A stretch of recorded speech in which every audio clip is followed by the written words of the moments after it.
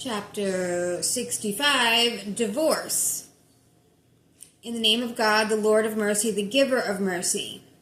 Prophet, when any of you intend to divorce women, do so at a time when their prescribed waiting period can properly start, and calculate the period carefully. Be mindful of God, your Lord.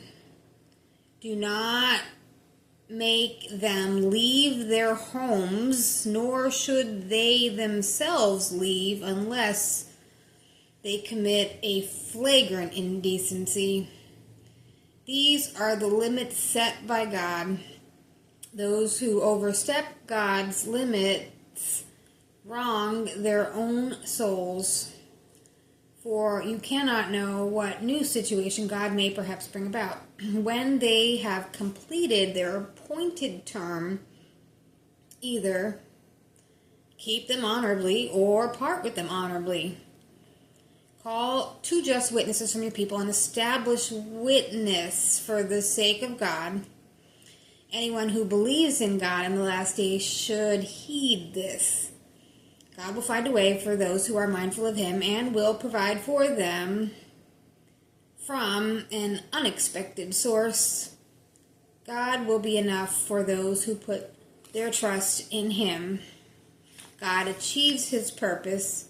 God has set a due measure for everything. If you are in doubt, the period of waiting will be 3 months for those women who have ceased menstruating. And for those who have not yet menstruated, the waiting period of those who are pregnant will be until they deliver their burden. God makes things easy for those who are mindful of Him. This is God's command, which He has sent down to you. God will wipe out the sinful deeds and increase the rewards of anyone who is mindful of Him.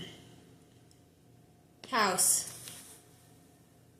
the wives you are divorcing according to your means, wherever you house yourselves, and do not harass them so as to make their lives difficult. If they're pregnant, maintain them until they are delivered of their burdens. If they suckle your infants, pay them for it. Consult together in a good way. If you make difficulties for one another, another woman may suckle the child for the father, and let the wealthy man spend according to his wealth. But let him whose provision is restricted spend according to what God has given him. God does not burden any soul with more than He has given it. After hardship, God will bring ease. Many a town that insolently opposed the command of its Lord and its messengers we have brought sternly to account.